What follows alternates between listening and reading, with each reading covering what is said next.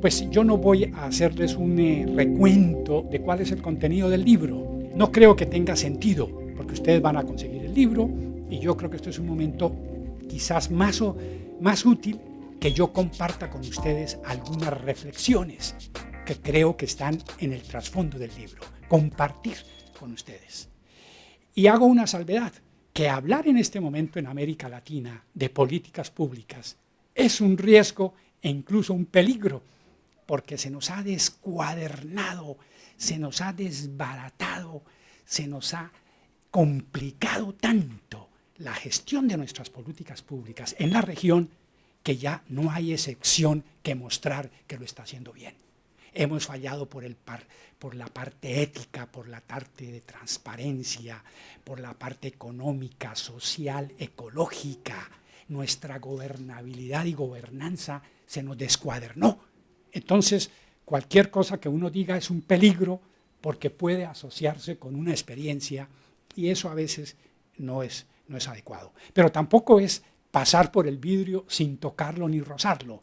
Por lo tanto, es complicado en esta coyuntura de América Latina hablar de políticas públicas, porque nuestras políticas o las llamamos al fracaso o algo pasó que hicimos mal, porque los resultados están al frente, del norte hasta el sur, sin exclusión.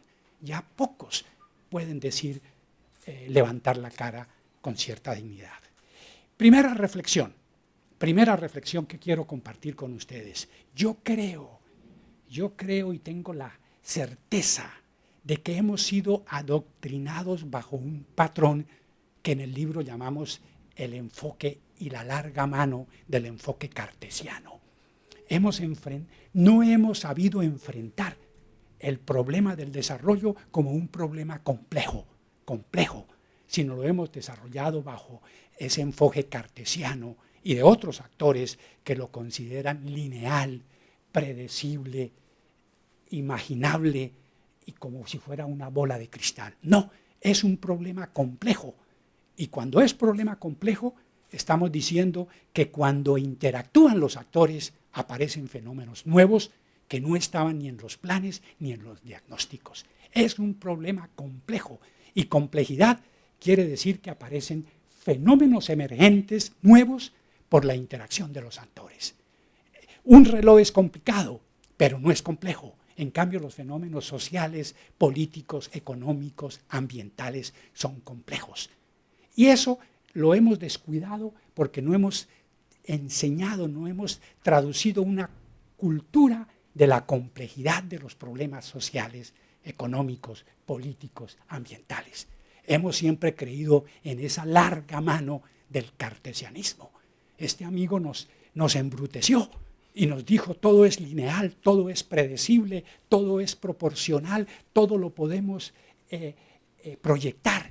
Y bajo ese enfoque hemos cometido muchos errores. ¿Y cuáles son lo que olvidamos con este enfoque cartesiano de la forma como ver nuestros problemas económicos y sociales? Olvidamos una aproximación articulada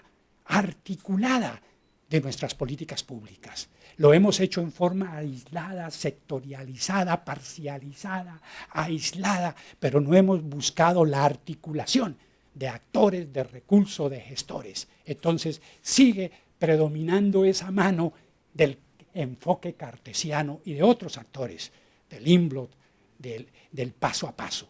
Entonces la desarticulación de enfocar nuestros problemas, especialmente de política pública, hemos pagado un costo muy alto por esa desarticulación. Segunda, hemos descuidado la interdisciplinariedad para enfocar un problema complejo. Si aparece un economista, es la visión del economista. Si aparece el biólogo, es la posición del biólogo. Si aparece el abogado, el médico, el cientista, el físico, y eso perdió sentido al enfocar un problema, porque todos están llamados a participar de manera multidisciplinaria, multisectorial. Todos tienen cabida en el diseño y ejecución, evaluación de una política pública. Y esa larga mano del enfoque cartesiano hemos pagado un costo muy alto por la forma como hemos enfocado nuestros problemas. Segundo, otra carencia de ese enfoque es una aproximación en la cual no hemos podido, digamos, tener un enfoque adaptativo, flexible, un enfoque de ajuste. Siempre creemos que es esa proyección y hacia allá vamos de manera inexorable. No, porque no es así. No ha sido los fenómenos sociales de esa manera porque no le introducimos una capacidad de ajuste, una capacidad de adaptación a las circunstancias. Y hemos hecho mal las preguntas con ese enfoque. En nuestros planes, en nuestros diagnósticos, en nuestras estrategias, hemos hecho equivocadamente las preguntas. Y el libro enfatiza como otro tipo de preguntas. Y yo traje 5 acá. Por ejemplo, bajo un enfoque de mayor complejidad a nuestros problemas, llámese económicos, sociales, ambientales, son otras las preguntas. Por ejemplo, ¿qué cosa está cambiando? No nos lo preguntan nuestros planes ni nuestras estrategias. ¿Qué está cambiando? Tenemos que resaltar qué es lo que está cambiando. No, nosotros, si es el economista, él sabe qué es lo que está cambiando, pero esa es su posición. Pero es la posesión del colectivo, de los actores, del ciudadano, ha observado, ha escuchado, ha viajado, ha visitado, conoce. No, él proyecta. Esa mano cartesiana, él proyecta y no. Entonces partimos más con la pregunta, ¿qué está cambiando? ¿Qué está cambiando en las ciudades, en las regiones, en los pueblos, en las zonas rurales? ¿Qué está cambiando con las clases medias, con las clases emergentes? Eso no lo sabe. Y esa es una pregunta que debemos validarla. ¿Qué está cambiando? ¿Qué cosa puede cambiar? No todo puede cambiar, algunas cosas necesitan más tiempo, más ajuste, pero es otra pregunta. Entonces es un llamado a revalorizarnos de otra manera para enfrentar nuestros problemas. ¿Qué cosa puede cambiar? Tercera, ¿qué cosa debe cambiar? Hay algunas cosas que deben cambiar y nuestros planes no lo explicitan, no lo hacen más evidente, no lo hacen más prioritario. Y entonces otro tipo de preguntas que es más importante que las respuestas. ¿Quién puede hacer los cambios? No nos preguntamos. Yo, el partido X, pero no buscamos otro tipo de formas de aproximarnos a esas respuestas. ¿Y cuáles son las implicaciones de esos cambios? Tampoco lo hacemos más explícito. ¿Qué implicaciones trae tomar determinadas medidas? Entonces, la primera reflexión es que tenemos que hacer como un proceso mental de enfocar nuestros problemas. Hay otra forma de hacerlo, no como esta forma tradicional de diagnósticos y diagnósticos y diagnósticos, unas proyecciones y en 4 años se redujo la pobreza en 10%, la salud, la educación, la vivienda, los déficits. Pasaron los 4 años y seguimos diagnósticos y proyección, diagnóstico y proyección. Algo estamos haciendo mal, que los resultados no nos muestran cambios. Si estuviéramos los resultados a la vista, pues validaríamos nuestras políticas públicas, pero no ha sido así. Bien, entonces esa es la primera como idea, que tenemos que aproximarnos desde otra perspectiva para enfocar nuestras preguntas. Segunda idea que quiero resaltarlos, y esa no pertenece, sino es de Harold Lasswell. Fue quien partió toda la historia de la ciencia política y dijo, aquí hay una nueva ciencia que se llama ciencia política, Harold Lasswell. Harold Lasswell fue quien a partir de 1951 nos habló de las ciencias de la política y entonces, recogió todo el conocimiento, todo el saber de las demás ciencias políticas, económicas, físicas, biológicas, y dijo, pero hay una ciencia que va a tener que ver con lo político, los problemas de la ciudadanía. Y entonces a él le debemos, el comienzo de la política pública, Harold Lasswell. Y es importante estudiar a Harold Lasswell por varias razones. Y yo con ustedes voy a compartir los 4 argumentos por excelencia en política pública que a partir de los trabajos de Harold Lasswell, pues las mejores academias lo enfatizan. Primero, una de las cualidades por excelencia, virtudes o características de la política pública es que tiene contextualidad. O sea, no podemos hacer política pública si no conocemos la historia, de dónde venimos, de dónde partimos y para dónde vamos. Eso de creer que hacemos la política pública cuando cambia el gobierno es falso, porque tenemos detrás una historia, unos pueblos, un colectivo, una democracia, una forma de hacer las cosas. Entonces, el primer mensaje de Harold Lasswell, no mío, sino de Harold Lasswell, pero que yo en el libro lo enfatizo, es la contextualidad histórica en el momento de hacer una política pública. Entonces, a mis alumnos les digo, no vengan a hacer un plan, no vengan a hacer un diagnóstico, sino tenemos que recoger qué es lo que pasó y cómo hemos venido procediendo para reexaminarnos, la contextualidad histórica. Segunda, que es importantísimo, aquí estamos, segunda característica fundamental, la política pública es para resolver problemas, es problem solving, como decimos, resolver problemas del colectivo. No estamos para otra cosa, sino es resolver problemas de manera prioritaria. ¿Cuáles son los problemas? Y entonces a eso es que tenemos que abocarnos. No es a una especulación sobre una forma de ser o de unas nuevas características de una sociedad, sino resolver unos problemas. Suena raro, pero sí, es resolver problemas del colectivo, en el cual el diseño y la formulación, la ejecución y la evaluación de nuestras políticas públicas lo debe enfatizar. Otra característica fundamental que pues el libro lo recoge es que además de la contextualidad, del problem solving, enfatiza de nuevo esa multidisciplinariedad y la cuarta, por excelencia, que es una ciencia normativa. ¿Qué quiere decir que es normativa? Que no podemos separar los instrumentos de los objetivos. No cualquier instrumento sirve para alcanzar un objetivo y en eso hemos cometido muchísimos errores. No cualquier instrumento sirve para alcanzar un objetivo. Determinados objetivos requieren instrumentos que tengan relación con esos objetivos. Y además que las técnicas y los instrumentos no pueden separarse de los valores, jamás. O sea, también hemos cometido errores al utilizar ciertos instrumentos violando ciertos valores, ciertas prácticas, ciertas costumbres en nuestras sociedades. Esa es la segunda, digamos, reflexión que quisiera compartir con ustedes. Tercera, ya dijimos, un enfoque más de la complejidad del desarrollo y no con ese enfoque lineal, predictivo, cartesiano que hemos utilizado. Segunda, un llamado a las características que les resalta Harold Lasswell, esas que le he mencionado. Y tercera, pues lo que quiero es que en los métodos compartir con ustedes que hay muchos métodos, muchos. La forma, ya sea de, si uno mira las escuelas anglosajonas, las escuelas nórdicas, latinoamericanas, pues hay muchos enfoques. Pero de todos quisiera resaltar algunos.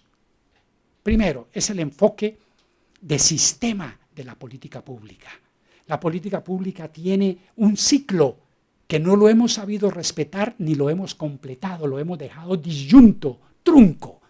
Es un ciclo que si se cumple cabalmente, esa política pública la estamos enfocando de una manera comprensiva, integral, holística, sino parcializada. ¿Y cuál es el ciclo? Pues tiene una fase de diseño, de formulación, de inclusión de esa política en la agenda. Es importantísima en la agenda pública, en la agenda gubernamental. Tiene una fase de negociación de la política pública. Tiene una fase de consenso, que es importante. No es la formulación, eso hay que negociarlo, hay que hacerlo participativo, y es una fase que tampoco la hemos cumplido. Y la fase de implementación, creemos que es cualquier cosa implementar una política, es una de las cosas más difíciles. No podemos decir que sea más fácil o menos complicada que la de diseño, puede ser más complicada todavía la implementación de una política pública. ¿Por qué? porque es llevarla a la práctica donde interviene el territorio, actores, recursos, una cantidad de condicionamientos. Entonces, la fase de implementación puede ser tan importante como las 4 primeras de diseño, de inclusión en la agenda, de formulación, de búsqueda de alternativas, de recursos, de negociación, pero implementación. Y otra fase, que eso sí estamos lejos, de evaluación de la política pública, su evaluación, cuáles fueron los resultados de esa política pública, cuáles fueron los impactos, qué efectos esperados y no esperados tuvo esa política pública. No tenemos todavía una gestión transparente, efectiva. Ya hay algunos países que están haciendo unos enormes esfuerzos y el BID lo recoge. Está el caso de Coneval en México, que es un paso obligatorio para los que estudiamos políticas públicas. Coneval, el Consejo Nacional de Evaluación de la Política Social en México. Es decir, ha partido con los programas de transferencias monetarias no condicionadas, oportunidades, progresa y prospera, donde hay más de... en México tenemos 6 millones de familias, 6 por 5, 30 millones que Coneval está preocupado de evaluar, mostrar los resultados, sus impactos. Y es un organismo absolutamente autónomo, por encima, supraministerial, con una excelencia, no está sometido a vaivenes políticos y al ciclo político. Es un ejemplo. Y otros, en Brasil tenemos ejemplos de buscar que sea una agencia independiente que evalúe a los ministerios de salud, educación, vivienda, transportes y que muestre los resultados. Prometió esto, alcanzó esto, falló en esto. Y entonces un sistema de incentivos, un sistema de premios y que la sociedad se informe, porque tenemos que informarle a la sociedad para tomar decisiones de política pública. Entonces, se ha avanzado. Creo que Colombia ya comienza con un ministerio de planificación a tener unas buenas sistemas de seguimiento, monitoreo y evaluación de la política pública. Hay ejemplos maravillosos en unos estados mexicanos, Chile tiene algunos, Brasil. O sea, el libro trata de recoger esas experiencias y decirle, mire, que sí hay algunos casos que lo estamos haciendo bien, porque la ciudadanía necesita ser informada. Y unas 2 últimas reflexiones, me dicen que tengo 20 minutos y entonces quiero cumplir, creo que en el diseño de nuestras políticas públicas, formulación, implementación y evaluación, hemos olvidado un enfoque o un modelo que es el modelo agente principal. Agente principal. Y por encima de todo, el Estado como principal tiene que buscar que sus agentes se alineen, llámese en el territorio, alcaldes, ministerios, regidores, presidentes regionales, que se alineen con los objetivos del principal, que se alineen con los propósitos, con las metas del principal. Y tiene que estar el principal monitoreando a sus agentes, viéndolos, observándolos, supervisándolos, porque esa es una labor fundamental para saber si está cumpliendo lo que el principal decidió hacer con sus políticas de salud, educación, de vivienda. Y entonces, ese modelo tenemos que llevarlo más a la práctica. Tenemos que hacerlo con transparencia, con toda la ventaja que nos brinda el Internet, nos brinda las tecnologías de la comunicación, pero no hemos supervigilado a la gente para que se alinee con mis propósitos, con mis metas, con mis objetivos, y cuando se desvíe esté atento y de manera oportuna premiarlo, castigarlo, sancionarlo o informar al menos a la ciudadanía. Y ese esfuerzo como Estado tenemos que llevarlo a cabo a través de nuestras políticas públicas. Entonces es un mensaje de ese esquema o de ese método de agente principal de buscar la forma que la ciudadanía se involucre más. Y la última reflexión, o las 2 últimas, es que el libro recoge que estamos acostumbrados a hablar de fallas del mercado. Sí, el mercado falla y tenemos un sinnúmero de métodos de falla, pero es que hay otros dos agentes que tienen fallas igual o más graves que las del mercado. Son las fallas de Estado y las fallas de coordinación y de participación del colectivo. Esa apatía que muestran nuestras sociedades, esa indiferencia, esa falta de acción colectiva que un famoso creador de políticas públicas como Mancur Olson llamaba la falta de acción colectiva a tener bienes públicos. Es una falla de la ciudadanía. Entonces tenemos tres fallas. Falla el Estado, falla el mercado y falla la sociedad como colectivo de no articularse alrededor de un objetivo. La movilización ciudadana, esa indiferencia, esa apatía en América Latina, estamos pagando un costo altísimo porque estamos dejando una falla de acción colectiva, de involucrarnos, de movilizarnos, de tener voz, voto en el diseño y el manejo de nuestras políticas públicas. Y no quisiera dejar pasar, esta ocasión, es que en América Latina los que más nos han aportado en nuestras escuelas, los autores los desconocemos. Quiero llamar, el libro, por ejemplo, recoge algunos de los mensajes en política pública de Albert Hirschman. Quizás ustedes lo conozcan, Albert Hirschman, pero no en nuestras escuelas. Preferimos hacerle énfasis a otros autores y no a los que nos estudiaron en América Latina en profundidad, y uno de ellos fue el profesor Albert Hirschman. Nos dejó unos conceptos valiosísimos, eso de los encadenamientos hacia atrás y hacia adelante de las políticas públicas, los backward y forward linkages, que es un concepto poderosísimo, concepto como de externalidades hacia adelante y hacia atrás de las políticas públicas, los encadenamientos que genera una política pública. Y Albert Hirschman nos decía, América Latina hay como tres fases, que es, en su libro, la primera versión en inglés, era Exit, Voice y Loyalty. ¿Y qué es lo que nos pasa con nuestras políticas públicas? Es salida, voz y lealtad.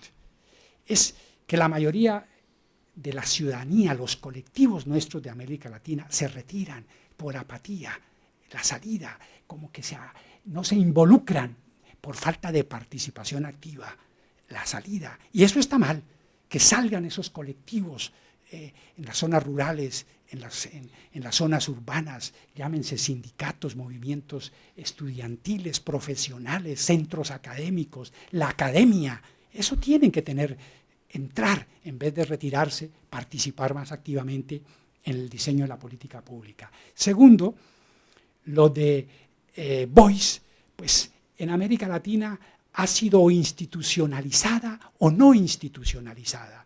Y Hirschman lo que nos llama es a comprometernos con las políticas públicas, esa lealtad, pero tenemos que movilizarnos. Estos foros es una extraordinaria instancia para movilizarnos, empaparnos, cogerlos con más pasión en nuestra participación en las políticas públicas. Y ese mensaje, pues, como ustedes notarán, lo que hago es yo referirme a autores que nos han aportado muchísimo en nuestras políticas públicas. Y bien, la última ya es personal. Yo creo que el título lo dice muy bien. Tenemos que tener arte y ciencia, tenemos que tener un gran desarrollo conceptual, pero también en la práctica, con la parte de la evaluación, el seguimiento, el monitoreo. Por eso a mí me duele mucho y me agrada ver aquí a Jesús cuando, un caso muy particular, lo tengo que hablar, porque no pasa uno por el vidrio sin tocarlo ni rozarlo. El vincular algunas políticas públicas con el ciclo electoral, eso ha sido pernicioso en América Latina, pernicioso. Entonces aparece un SNP y entonces se le golpea o se le descuartiza, desinstitucionalizamos algunas cosas que ha costado 15 y 20 años en construirlas, pues participemos cómo las mejoramos, pero no destruyamos cosas que hemos hecho con gran esfuerzo. Entonces, las políticas públicas es un esfuerzo de Estado y necesitan visión de largo plazo. visión de largo plazo, con ese consenso. Y no podemos dejarlas en el cortoplacismo vinculadas al ciclo político. Eso ha sido funesto. Cada 4 años cambiando nuestras políticas públicas ligadas al ciclo y a quien gane en el proceso electoral.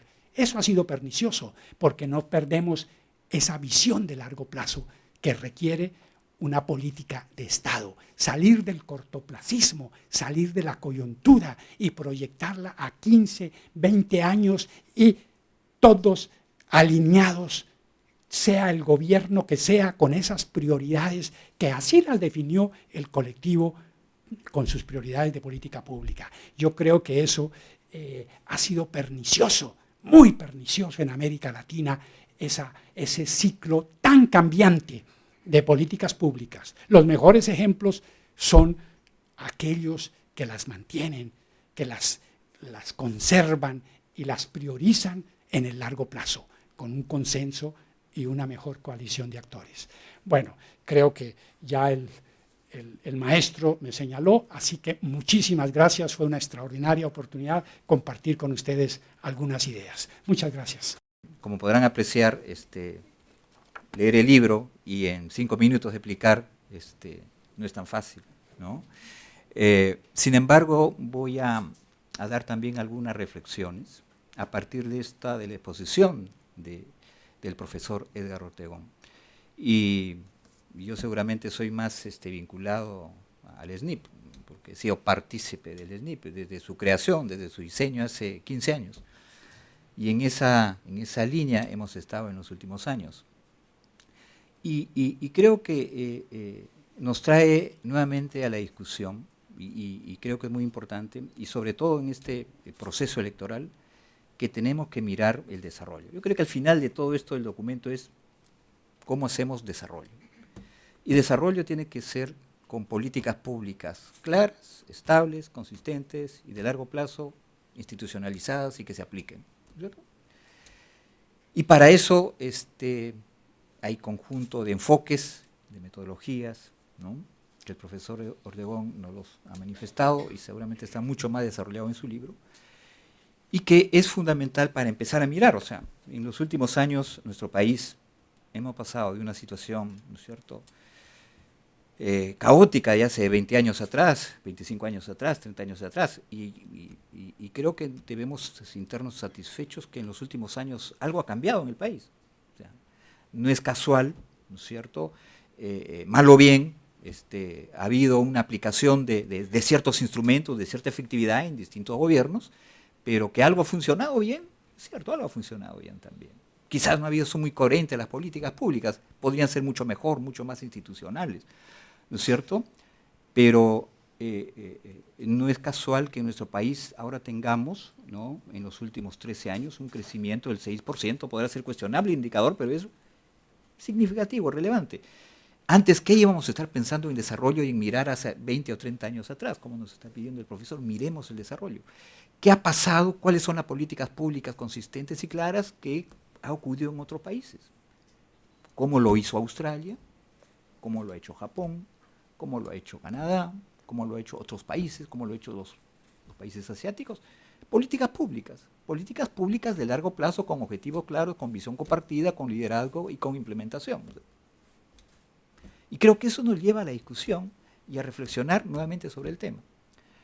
Y creo que es muy importante en este proceso electoral, que seguramente de esto no se va a hablar, se van a hablar de otras cosas, pero que eso es el desarrollo. Y qué importante es también que esto se empiece a discutir en la universidad, ¿no?, en la maestría de gestión pública. Y qué interesante sería que las maestrías de diferente gestión pública que existen en nuestro país, no sé, pero me imagino que debe haber una decena de maestrías de gestión pública en nuestro país. Y la maestría de gestión pública en nuestro país, conjunto de profesionales que podrían empezar muy bien, ¿por qué no se hace un evento como este en conjunto de universidades y empezar a debatir las políticas públicas que deberían los aspirantes a debatir? ¿Okay? ¿Quiénes lo hacen? La academia. ¿Cómo se hacía antes? En mi época es universitario, ¿no?, hace mucho tiempo. Pero la academia ponía los puntos en discusión. Y la academia también lo puede hacer, conjunto de las maestrías. ¿Cuál es la agenda, ¿no?, estratégica en nuestro país para los próximos años? ¿Cuáles son esas líneas maestras que debemos empezar? No hay que descubrir la pólvora, ya se ha dicho. ¿Cuánto evaluamos de lo que hacemos? Ahorita se está discutiendo y proponiendo el presupuesto para el próximo año. ¿Okay? Pero hemos analizado el presupuesto y las inversiones y las políticas para los próximos años. ¿Cuáles son las líneas estratégicas de la inversión pública que nos permiten crecimiento económico efectivo, reducción efectiva de la pobreza, etcétera? Nos gana el día a día, nos gana, indudablemente, porque no existe, no está, digamos, diseñado nuestro aparato público para empezar a evaluar. ¿Y por qué era importante? Por eso vine acá, porque Edgar Ortegón, desde hace un tiempo, nos pone esos puntos, nos hace recordar estos temas, ¿no? Y en el año 2009, el SNIP, le echan la culpa de todo, ¿no es cierto? El 2009 había problemas en la inversión pública, había un blog que aparecía un monstruo que se comía, ¿no es cierto? Y era lo que aparecía, había iniciativas de ley en el Congreso para desaparecer el SNIP.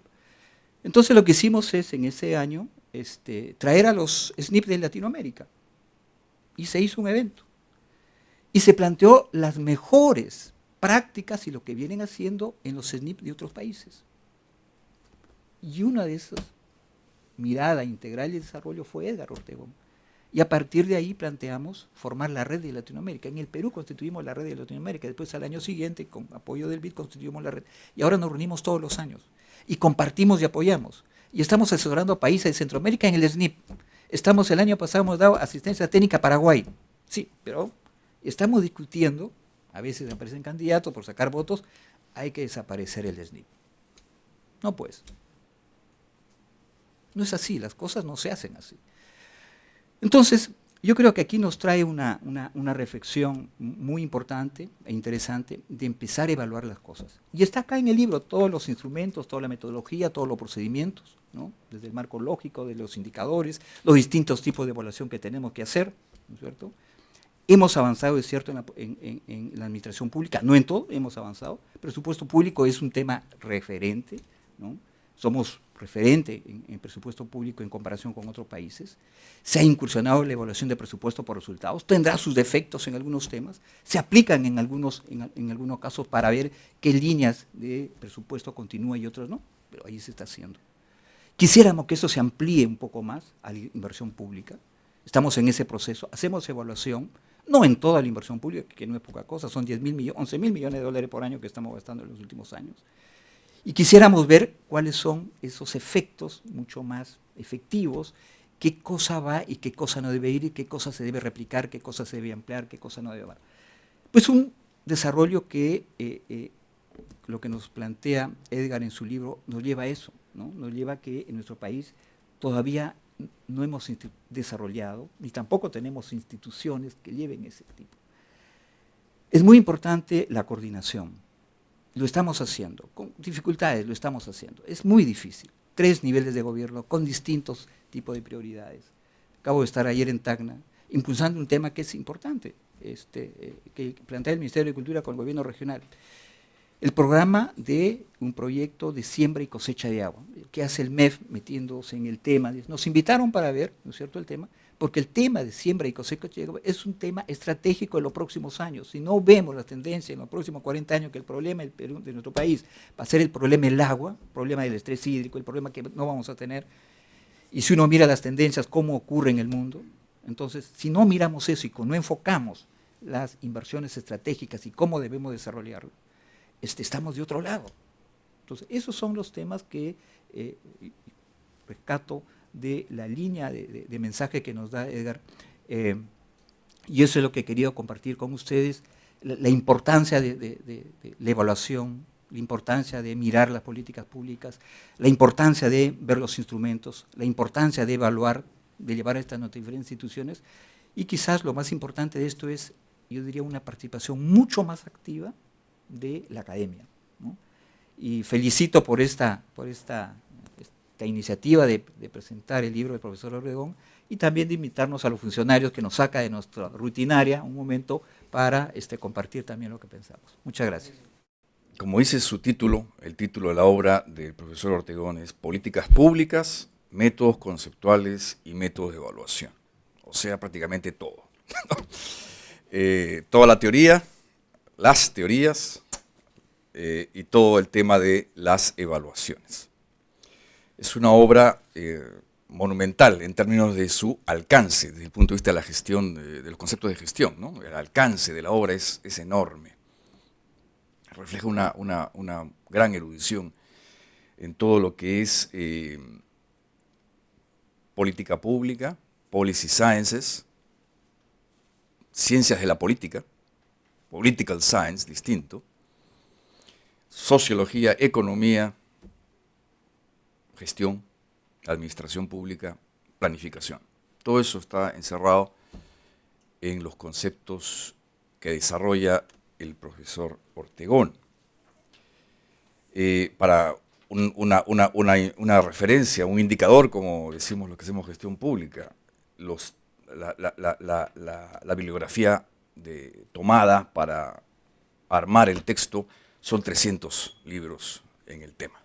Entonces, con eso ya nos da una aproximación a lo que hay incluido en el texto, ¿no? Entonces,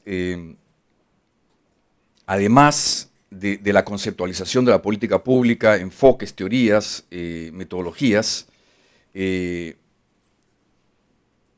la matiza con ejemplos, ¿no? Con lo que a uno le da una sensación de ubicación de lo que está diciendo, porque esa es la teoría de política pública o de ciencias políticas, a veces muy etérea, ¿no? Está un poquito, digamos, es una situación que a veces cuesta traerla a la tierra, ¿no? Entonces, pero con los ejemplos nos ayuda a precisar los conceptos y toma, como una muy buena, como lo ha adelantado, toma las experiencias recientes en América Latina, por ejemplo, en todo lo que es evaluación de política pública, el sistema mexicano, ¿no?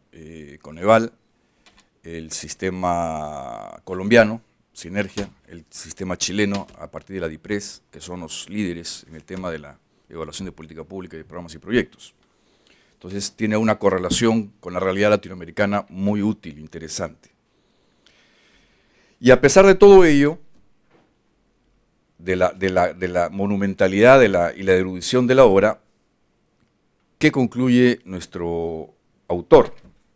Comillas, sin pretender exhaustividad, este manual muestra que ninguna teoría o modelo basta para explicar la complejidad del Estado moderno en relación con la gestión de políticas públicas. O sea, hace un análisis de cada teoría, de cada modelo y de sus cualidades, pero también sus defectos, indicando las principales críticas a esa teoría, a ese modelo. Entonces te da, como lector, te da un enfoque global crítico a lo que estás leyendo, ¿no? A lo que estás incorporando en tus conceptos. Por lo tanto, justamente se refería antes a la multidisciplinariedad como un tema principal, a la contextualidad histórica de la temática, a la complejidad de los elementos de la política pública, todo eso reflejado en lo que nos ponen en el texto.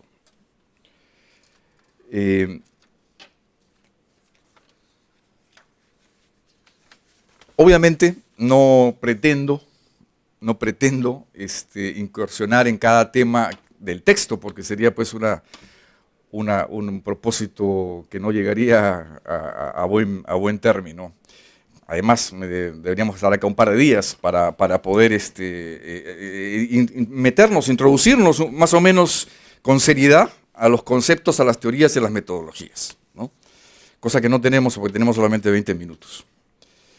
Por ejemplo, solamente, como sé que no han leído el libro muchos de nuestros colegas que están acá presentes, les quiero leer un poquito el índice, nada más, algunas cosas así rápidas, ¿no? Antecedentes y características de la política pública, paradigmas, teorías, modelos, conceptos epistemológicos, la investigación en la política pública, aproximación al análisis de la política pública. Y aquí solamente en este capítulo, para que tengan una idea, ¿qué encontramos? Dice, ¿qué cosa interesante debe haber acá? Vamos a ver lo que hay. Entonces, el autor nos dice, en este tema, solamente en este tema, que es uno de los, no sé, 12, 15 capítulos, dice, el tema de la aproximación del estudio de la política pública, lo plantea en 5 enfoques, según el concepto o ciclo de proceso, y ahí tiene la teoría del sistema político, la teoría estructural funcionalista, la teoría del ciclo, todo esto desarrollado y criticado. Según quién hace, quién domina y quién controla la política pública, ahí tiene teoría de grupos, teoría de élites, corporativismo, neocorporativismo, teoría de redes temáticas, teoría de comunidades de políticas, teoría de comités, el comunitarismo, la teoría del gobierno subnacional y la teoría del estatismo. Según la unidad de análisis, más sencillo, individual, colectivo, estructura, aproximaciones epistémicas, positivismo, postpositivismo, teoría crítica, enfoques analíticos, el enfoque racional, el enfoque de racionalidad limitada, el enfoque de elección pública, public choice, el enfoque institucional, muy de moda, el enfoque alternativo, enfoque de red de política y enfoque conductual. Esto solamente es el capítulo 5. Entonces, quería darles una opinión para que tengan una idea del alcance de las conceptualizaciones que hay en el libro. Bueno, como les decía, no voy a entrar por esos caminos de analizar estos temas, que son muy complejos, y el profesor es una eminencia en el tema. Dije, bueno, ¿qué cosa puedo comentarles a ustedes, colegas, respecto a este libro, ¿no? Entonces, bueno, primero vamos a acercarlo al Perú, vamos a hablar de un poco del Perú, que es lo que conozco con más profundidad, y el tema y la contemporaneidad del Perú en estos temas, ¿no? Entonces, bajamos la teoría, etcétera, lo ubicamos un poco, contextualizamos el tema Perú 2015. Bueno, entonces ahí tenía 3 reflexiones para hacerles, para a ver si nos aproximamos o estamos de acuerdo en ellas. Primero, totalmente de acuerdo el tema de la lógica de mediano y largo plazo de la política pública. El cortoplacismo llega a la frustración y a no resolver ningún problema público y agravarlo. Entonces, la lógica de largo plazo y mediano plazo es esencial en una lógica contextualizada. Para ello, recordemos que Perú, ¿qué cosa es según nuestra constitución política? Es república, es democrática, es unitaria, es representativa y es descentralizada. ¿Sí? Eso somos, ¿no? Entonces, enfoquémonos a través de eso, ¿no? Entonces, el largo plazo. Evidentemente, la mejor estructura para una lógica de largo plazo es tener un plan de largo plazo. Es un plan nacional de desarrollo de largo plazo, como lo tiene Colombia, como lo tiene México, etcétera, y el Perú lo tiene a medias, ¿no? Porque tiene uno, pero que no está muy institucionalizado, se sigue o no se sigue, no hay, digamos, hay libertad para adecuarse o no adecuarse al plan de desarrollo de un muy buen trabajo que está haciendo ese plan y que todavía no se aprueba oficialmente. Entiendo que inclusive no solamente del 2021, sino del 2050 están haciendo un segundo. Espero que los próximos gobiernos lo tomen con más seriedad, ¿no? Para delimitar un derrotero de largo plazo claro, ¿no? Para el país, para que le dé continuidad a la política pública. Pero en este momento está a medias. Asimismo, como decíamos, somos una república democrática y representativa. Quiere decir que al mismo tiempo que tenemos que respetar esta contextualidad y este largo plazo, los gobiernos eligen por el voto democrático de las personas. Esa es la base del poder político de los partidos que gobiernan. Reflejan la opinión de las personas, de los ciudadanos. Ahí está la esencia de su mandato. Reflejar la opinión de los ciudadanos. Por ello, hacemos algunas preguntas. Por ejemplo, nuestros gobiernos que hemos tenido en la historia reciente peruana, ¿han tenido un plan de gobierno? Claro, o no? ¿Han tenido o no lo han tenido? En algunos casos, ahí la discusión puede ser amplia, ¿no? La siguiente pregunta sería, ¿las promesas electorales, aquellas por las cuales el ciudadano confió y votó para que se implementen, se han implementado o no? ¿O se cambió al principio o a la mitad del partido por otras políticas públicas? El tema de los agentes, el tema de los implementadores de la política pública, los ministerios por esencia, por ejemplo. ¿Hay estabilidad en los ministerios para el desarrollo de políticas públicas? Hay una gran inestabilidad, hay una gran volatilidad, ¿no? Es más, cambia un ministro y la gente en el ministerio dice, bueno, vamos a esperar qué cosa dice el ministro para hacer. Cuando debería haber toda una cosa estructurada y el ministro ser un eficiente implementador de esa política, ¿no? Entonces esta volatilidad refleja intereses de corto plazo, refleja personalismos que perjudican a la política pública de largo plazo, que es justamente, como decía el profesor Ortegón, resolver los problemas de las personas. Para eso están las políticas públicas. Y por otro lado, no hay ninguna rendición de cuentas. ¿Dónde está la rendición de cuentas de los gobiernos? ¿Dónde está? Pasan los gobiernos y no pasa nada. No hay ninguna rendición de cuentas. Pasan los ministros y no pasa nada. Ningún ministro rinde cuentas. Deberían rendir cuentas. ¿Por qué? Porque tienen que explicar si cumplieron o no esos temas, esas políticas que el país, que los ciudadanos le votaron por ellas. Entonces, también el tema de la rendición de cuentas, hay mucho por hacer, hay mucho por hacer. Bueno, ese es un primer tema en la lógica digamos, de la política pública y su correlación democrática electoral, digamos. Quisiera, acá tengo a mi colega del MEF, él seguramente me va a perdonar que hable un poquito del MEF en forma positiva, por supuesto. Pero quiero resaltar los buenos ejemplos, Jesús, si me permite. Quiero resaltar los buenos ejemplos que tenemos muchos, además del SNP. Quería referirme a dos temas, Perú 2015 o los últimos años. Gestión por resultados. Gestión por resultados. El Perú ha avanzado bastante en gestión por resultados. Es un acierto de política pública la gestión por resultados. No solamente tenemos el origen, como ustedes saben, lo hizo el MEF. El MEF comenzó con la presupuestación por resultados, fue en el año 2007. A partir de esa presupuestación por resultados, que esto ya está a medio camino, hay que decirlo, falta todavía culminar, están al 59% del presupuesto, derivó toda la conceptualización de la gestión por resultados de la política pública, indispensable mecanismo para posibilitar la presupuestación por resultados eficiente y efectiva, que busca resultados en las intervenciones públicas, ¿no? Entonces, hoy día el MEF tiene 85 programas presupuestales, ha llegado ya al 59% del presupuesto en programas presupuestales, y además esa presupuestación no solamente se queda en presupuestación, tiene la lógica secuencial del seguimiento, el monitoreo y la evaluación, para darle a todo el ciclo completo utilidad. ¿Cuál es la utilidad? La evaluación es para visualizar el desempeño a fin de corregir lo que hay que corregir, optimizar la gestión de política pública o de programas. Esa es la utilidad principal.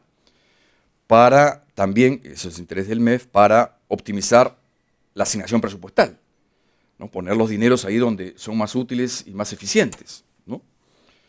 Para lograr resultados e impactos. Eso es lo principal también, es lo principal en lógica de resolver los problemas de la población. El MEF utiliza indicadores de desempeño en el 85% de sus programas presupuestales, que es, como dijimos, hay 85, y además utiliza un instrumento muy útil, inteligente, que son los incentivos a la gestión de calidad. Muy, muy útil, muy útil.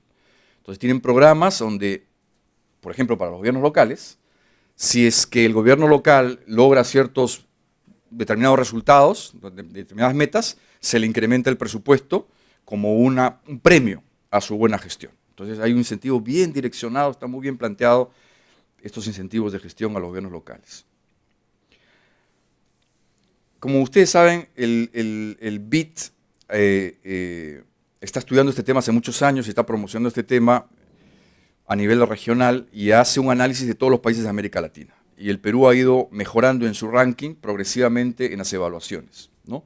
Aún así, nos falta mucho camino, como peruanos, estoy hablando, como peruano, para optimizar todo el tema de la gestión por resultados y el presupuesto por resultados. Pero hemos avanzado bastante. Y en ese avance del ciclo completo, el ciclo completo ustedes lo saben, comienza con la planificación, la presupuestación, la gestión, la lógica financiera, la lógica de monitoreo, la lógica de evaluación y otra vez retroalimentas el ciclo de la planificación, ¿no? Es un ciclo virtuoso, debería ser virtuoso, ¿no? En ese ciclo de gestión pública, en esos elementos, en nuestra evaluación, los que estaban menos desarrollados eran la planificación y el monitoreo y evaluación. Estaban muy bien desarrollados en presupuestación, ¿no? Pero en los últimos años el MEF ha mejorado mucho el tema del monitoreo y la evaluación, ¿no? Ha efectuado las llamadas EDEPS, que son las evaluaciones de diseño y ejecución presupuestal, y ya tiene un 12% del presupuesto de programas presupuestales con evaluación de impacto, en una lógica de terciarizarlo para que tenga fortaleza e independencia, ¿no? Porque de nada sirve que te autoevalúes, pues, ¿no? Tiene que ser una entidad y ellos lo terciarizan con la academia, ¿no? En mercado, digamos, ¿no? Entonces, por ahí estamos, falta bastante, pero estamos bien direccionados y el MEF está haciendo esfuerzos en ese sentido.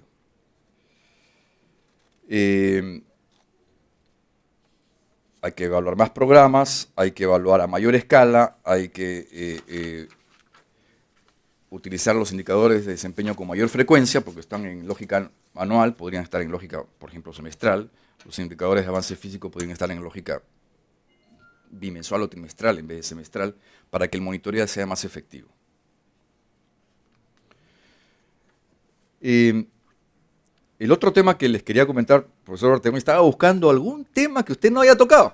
Busque algún tema que usted no haya tocado, porque el libro es realmente una enciclopedia del tema de la gestión pública y de las políticas públicas. Y encontré un tema que realmente es una combinación de cosas que se ha tocado, pero es una combinación un poquito diferente, ¿no?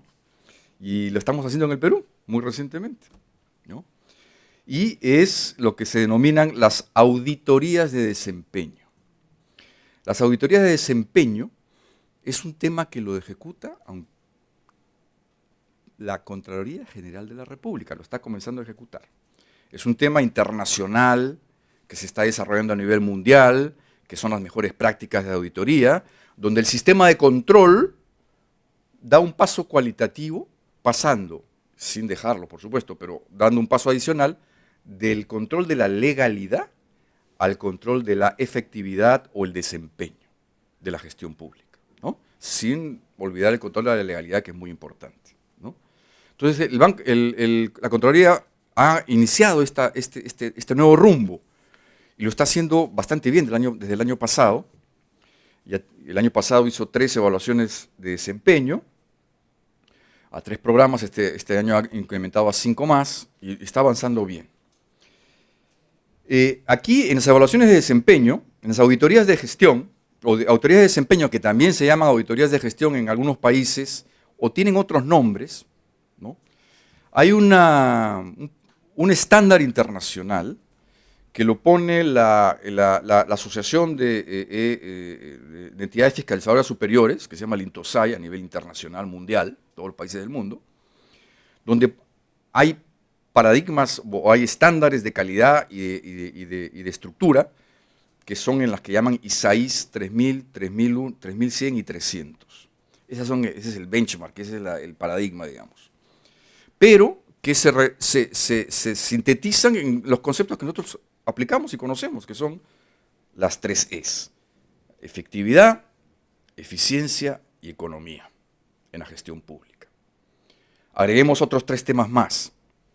Calidad, transparencia y participación, ¿no? Y tiene el mismo objetivo. A ver, el profesor en su libro define muy bien todo lo que son las evaluaciones. Él las pone una por una, ¿no? Y nos dice que hay evaluaciones de insumos, de procesos, hay evaluaciones de productos, hay evaluaciones de resultados, hay evaluaciones de impacto, ¿no? Dependiendo cuál evaluación, se enfocan en 1 o 2 o 3 de estos temas, ¿no?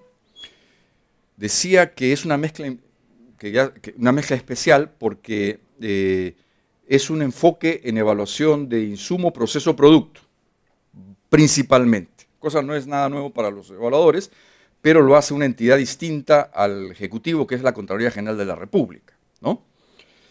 Y lo que busca es evidenciar, sacar evidencia del cumplimiento de objetivos y de resultados, utilizando el instrumental que conocemos, ¿no? El instrumental de las evaluaciones y de los monitoreos. Aquí la ventaja, como decía, es que tenemos un evaluador independiente, que es la Contraloría, y tiene un enfoque particular. Todo lo que es el control de legalidad tiene la lógica de la sanción. Ese es el típico sistema de control de todo el mundo, ¿no? De los gobiernos de todo el mundo. La lógica de la sanción, ¿no? Usted incumple tales normas, entonces es sancionado, como es correcto, ¿no? Aquí no hay la lógica de la sanción. Aquí hay la lógica de la pedagogía, hay la lógica de la asociación, de la alianza para un bien común superior. Ese bien común superior es mejorar la gestión pública en beneficio del ciudadano, ¿no? Entonces acá, de otra manera además no se podría operativizar mucho, porque si hay la lógica de sanción, entonces los evaluados no van a querer cooperar, pues, ¿no? O sea, si acá vienen a sancionarme, ¿no? Entonces no coopero, ¿no? Entonces hay una lógica de alianza, de comprensión de un fin superior entre el evaluador y el evaluado. Es una alianza estratégica, es una lógica pedagógica. Por lo menos así tiene que hacer en toda su primera etapa de desarrollo. Entonces, el evaluador escoge un programa, un proyecto, una política pública y analiza, la evalúa, hace el diagnóstico. Para esto, comparte el diagnóstico con el evaluado. O sea, esto es una cosa de asociación compartida. Es decir, yo evalúo, la Contraloría evalúa, pero usted, evaluado, quiero que usted comprenda que mi evaluación tiene estas razones. ¿Está de acuerdo? Tiene esta lógica. ¿Usted está de acuerdo? Tiene esta información de sustento. ¿Estamos de acuerdo con la información de sustento? Entonces estamos de acuerdo con el diagnóstico. Y eso es muy importante. No es un diagnóstico impuesto, es un diagnóstico racionalizado horizontalmente, ¿no? Y después de esta racionalización y comprensión conjunta del problema, ahí donde hayan encontrado problemas, viene la definición de un plan de acción para resolver esos problemas, para que esto no se quede simplemente un ejercicio de diagnóstico, ¿no? También socializado, compartido, ¿no? Entonces, el Ministerio X finalmente termina con un diagnóstico que está de acuerdo, con un plan de acción con el cual también está de acuerdo, y después viene la ejecución del plan de acción. Es decir, el Ministerio X, que está de acuerdo con esto, tiene que poner en práctica lo que dice que está de acuerdo en implementar. Y después viene una evaluación final, ¿no? Ahora, hay algunos requerimientos básicos o desafíos, problemas que resolver con esta nueva tecnología o esta nueva metodología, digamos, metodología. Para comenzar, el evaluador tiene que ser de calidad, tiene que haber una evaluación técnica de calidad, pues no, y evaluar una política de un ministerio sectorial. Para evaluar un ministerio sectorial hay que tener por lo menos el mismo nivel del sector, por lo menos, ¿no? Y zapatero a tus zapatos, o sea, ¿quién conoce mejor de salud? La gente que está en el Ministerio de Salud. ¿quién conoce mejor de caminos? La gente que está en el Ministerio de Transportes, ¿no es cierto? Entonces, para pretender hacer una evaluación, hay que tener un conocimiento alto, técnicamente muy alto, para poder estar en capacidad de evaluar a una institución, ¿no? ¿Quién tiene esa capacidad? Ciertamente se construye, no la tienen ahorita, ¿no? Se construye. Entonces la Contraloría está construyendo un equipo de evaluadores de nivel, pero además es imposible que tengan dentro de la institución a las decenas o centenas de expertos que deberían tener para evaluar la política pública, que tiene decenas, centenas de temas o subtemas, ¿no? Entonces, por ello necesitan la colaboración del mercado, la colaboración de las universidades, de los centros de investigación, de los gremios de profesionales, etcétera, ¿no? Para poder incorporar a esta sabiduría, digamos, que está en diferentes partes, para pretender hacer una evaluación de calidad, ¿no? Por otra parte, hay un grave tema que hay que resolver, es que ganarse la confianza del evaluado. Como decíamos, la Contraloría tiene la imagen del sancionador, ¿no? O sea, además ese es su rol, ¿no? O sea, busca donde hay problemas y sanciona, ¿no? Entonces, esa imagen hay que superarla, ¿no? Porque si se quedas con esa imagen, el evaluado no va a cooperar, no va a cooperar, ¿no?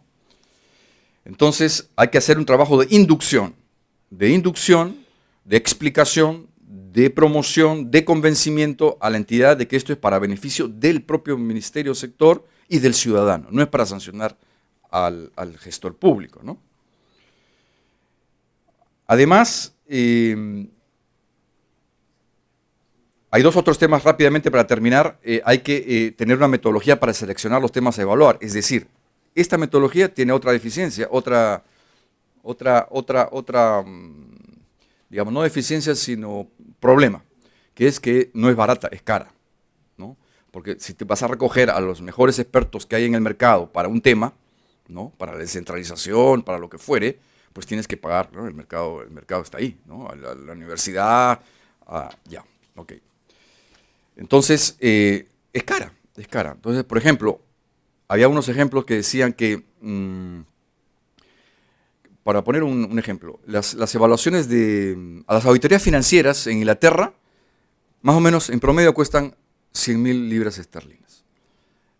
La auditoría de desempeño en Inglaterra más o menos cuesta 240.000 libras esterlinas. Hay una relación de casi 2 o 3 veces más, ¿no? Entonces es un tema también importante que hay que superar. ¿Cómo resolvemos el problema del costo o cómo se reducen esos costos? Y finalmente, también hay que incorporar la participación ciudadana, ¿no? Y con transparencia presentar estas evaluaciones para que todo el mundo las vea. Es decir, acá no hay nada que esconder. Y el ciudadano se convierte en un actor activo para poder mejorar, reclamar, proponer o exigir determinadas soluciones o determinadas implementaciones que se supone que estaban en esa evaluación, ese plan de ejecución que se había acordado con el ministerio, con el sector. Bueno, ese es un